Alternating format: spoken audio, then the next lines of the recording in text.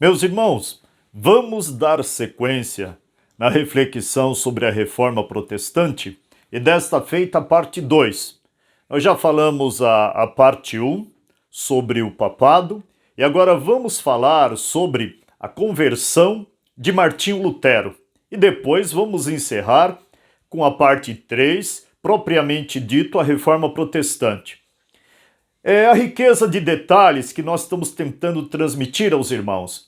Então não podemos esquecer como Deus trabalhou na era medieval, que é do ano 476 depois de Cristo ao ano 1453.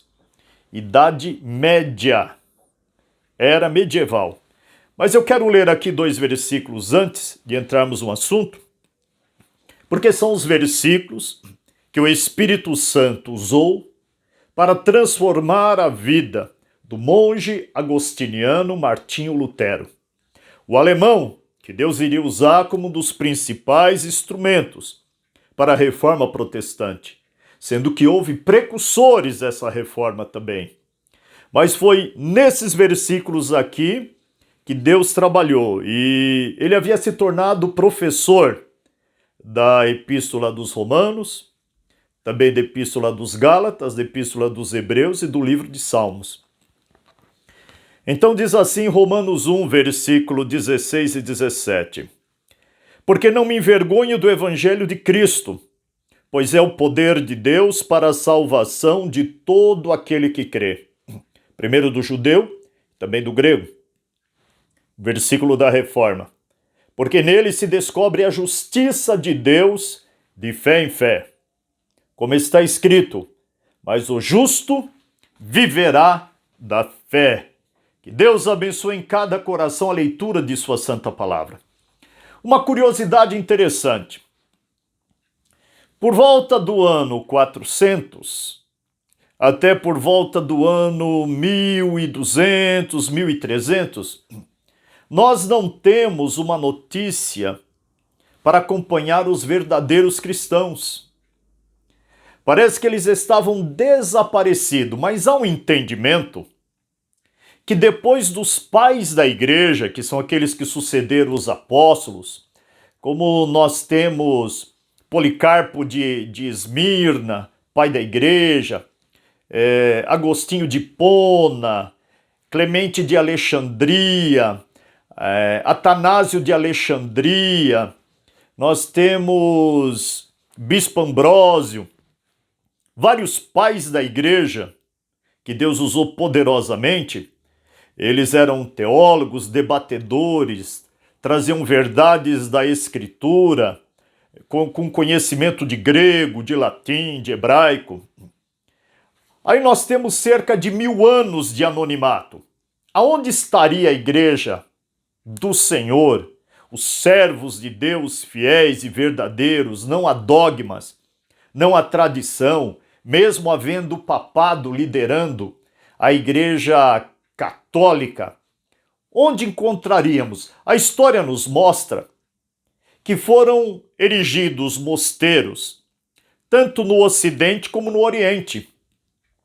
E nesses mosteiros não se tinha a Bíblia Sagrada, não se tinha nem o Novo Testamento traduzido do grego, porque o Novo Testamento foi traduzido por Erasmo no ano 1516. Mas nesse 1000 anos, eles tinham alguns livros no mosteiro. Eles poderiam ter alguma cópia de uma das epístolas para poder ensinar, ou de alguma cópia de algum livro do Antigo Testamento. Mas eles ensinavam o amor de Deus revelado em Cristo Jesus, a morte do Senhor na cruz do Calvário.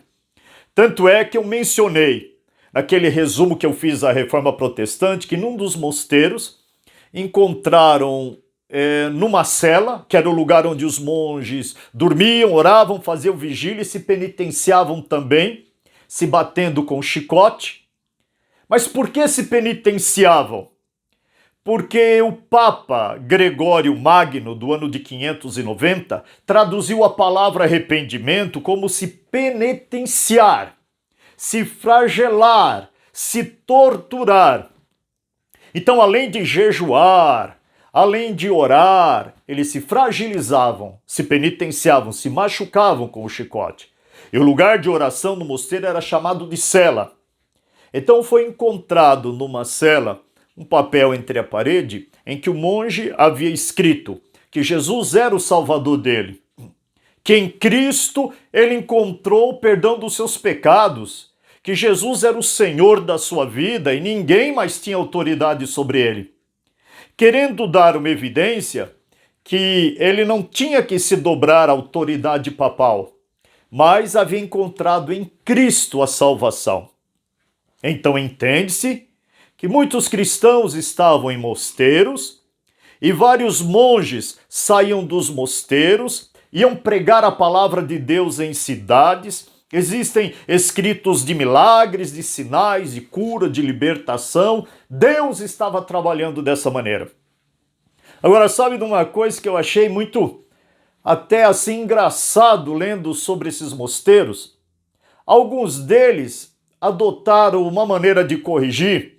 Quando o monge não tinha boas obras, era rebelde, não se convertia, além dele jejuar, além dele estar meditando, além de passar vigília, além de se fragilizar, não estava resolvendo.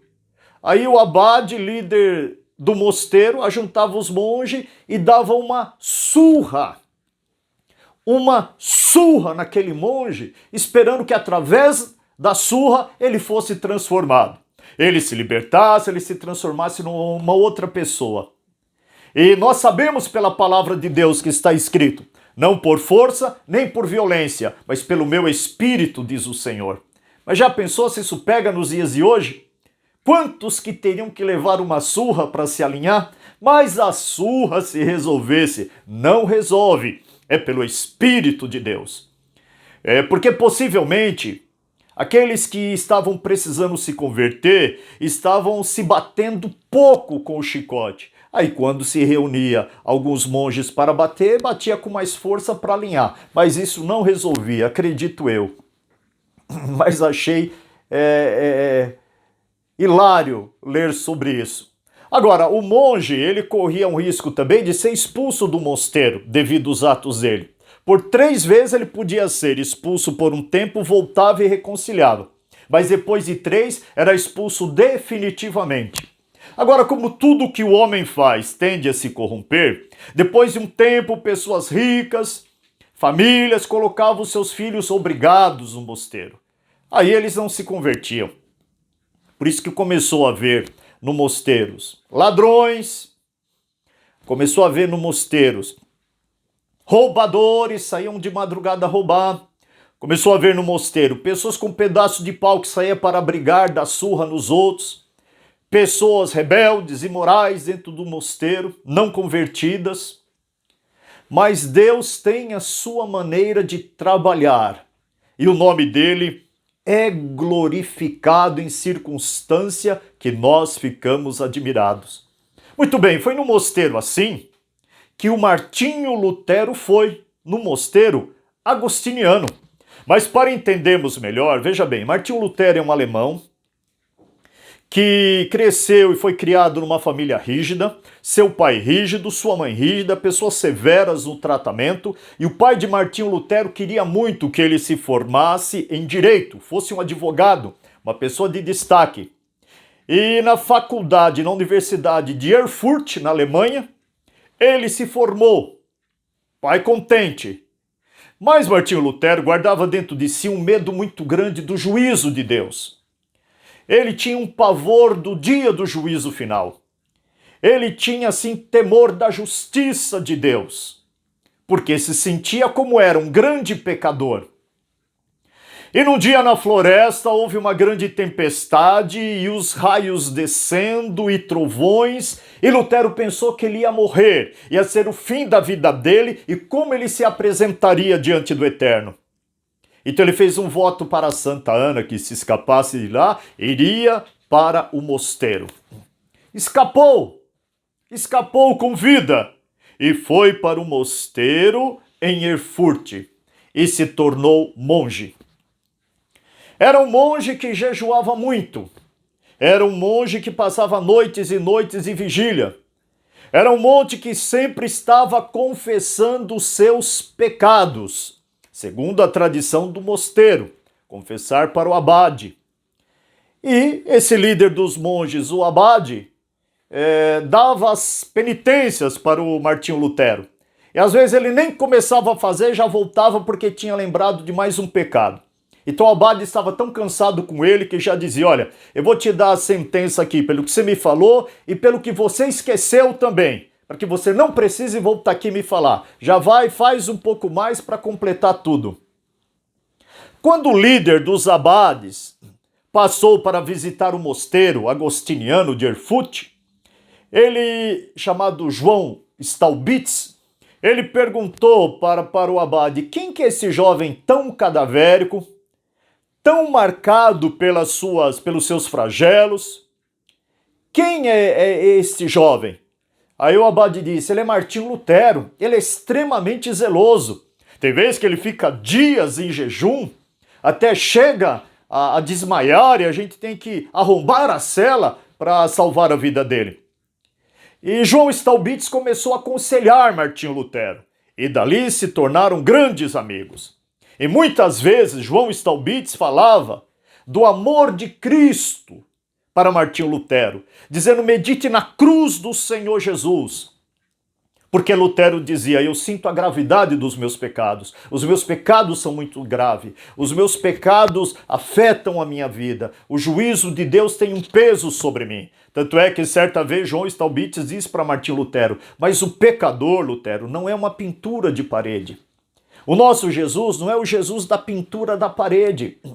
Jesus é real, a salvação é real, então o pecado, ele é grave, ele é miserável e ele é real, por isso que você sente tão forte na sua vida.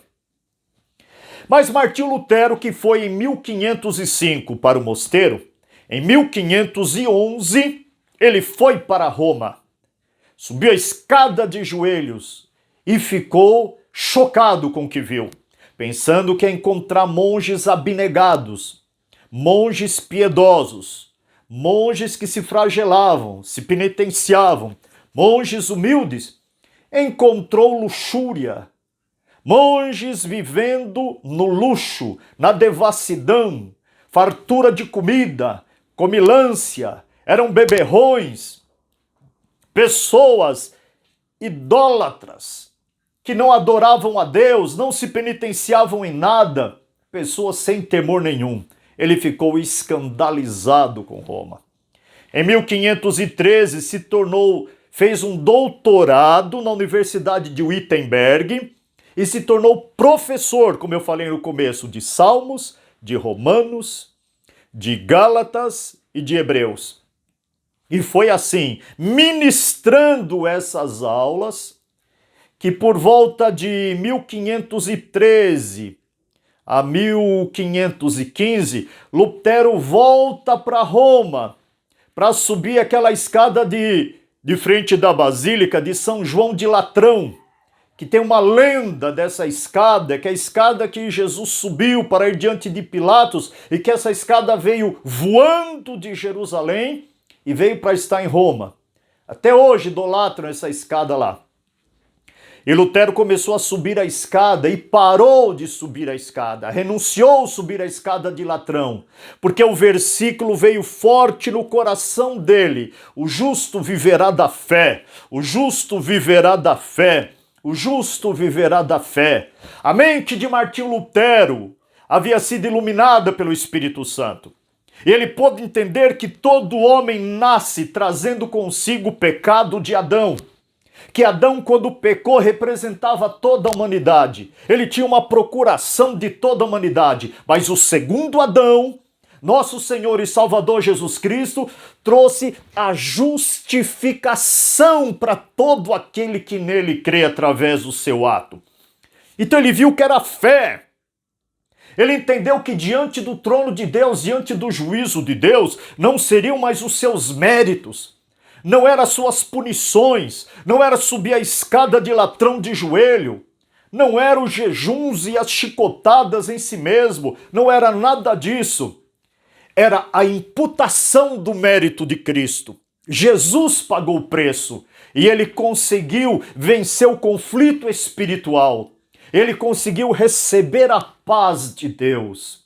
Isso daí já foi a preparação da grande reforma que viria. Só para concluir, cerca de 100 anos antes de Martinho Lutero, na República Tcheca, tinha João Hus, um bispo, pregador da verdade de Deus, pregador da palavra de Deus. Diz a história que ouvir este homem ministrar, o povo era convencido poderosamente pela graça de Deus que havia em João Hus. E João Hus, na Alemanha, foi sentenciado pelo Papa a ser queimado em praça pública. E queimado em praça pública, antes de expirar, entregou uma mensagem profética. A palavra Hus significa ganso. E ele profetizou dizendo: eu sou o ganso de Deus, e pelo papado serei queimado. Mas daqui a 100 anos, Deus levantará um cisne, e este, o papado, não conseguirá queimar, diz o Senhor dos Exércitos. As cinzas de João Hus caiu, e depois de 102 anos, Martinho Lutero afixou as 95 teses nos portões do mosteiro de Wittenberg. Iniciou-se a força do mover da grande reforma protestante. Deus abençoe a sua vida multiplicadamente em nome do Senhor Jesus e nos acompanhe na parte 3, que vamos falar diretamente mais sobre a reforma. Deus abençoe a todos. Amém.